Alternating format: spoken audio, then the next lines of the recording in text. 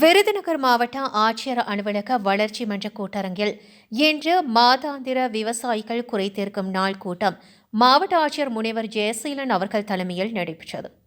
மாவட்ட தேர்தல் தலைவர் ஜேசன் அவர்கள் தீவன அபிவிருத்தி திட்டத்தின் கீழ் கூட்டத்தில் விவசாயிகள் மாவட்டத்தில் காட்டுப்பட்டியல் பயிர்களை கட்டுப்படுத்த நடவடிக்கை எடுக்க வேண்டும் என்று கேட்டுக்கொண்டார். மாவட்ட ஆட்சித்தலைவர் விவசாயிகளுக்கு மரக்கன்றுகள் வழங்கினார்.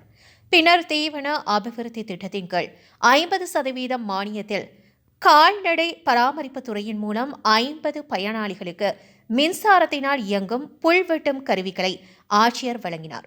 நிகழ்ச்சியில் மாவட்ட வருவாய் அலுவலர் ராஜேந்திரன் மற்றும் வேளாண் துறை அலுவலர்கள் விவசாயிகள் கலந்து கொண்டனர். நான் சொல்வதை கவனிங்கள், யாரும் பேசாதீங்க, எல்லாருக்கும் வாய்ப்பு வழங்கணும். அவர் இப்போ நம்ம வசிப்பதெல்லாம் ஏற்கனவே நடந்த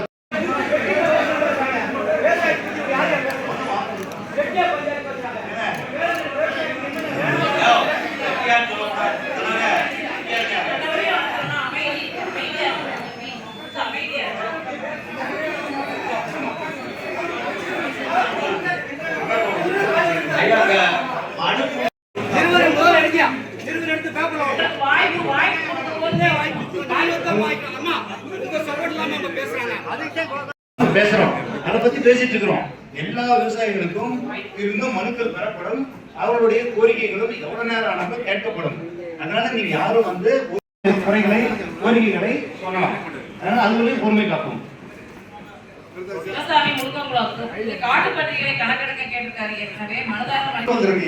அதுபடி நீங்க செய்யணுமாண்ணா?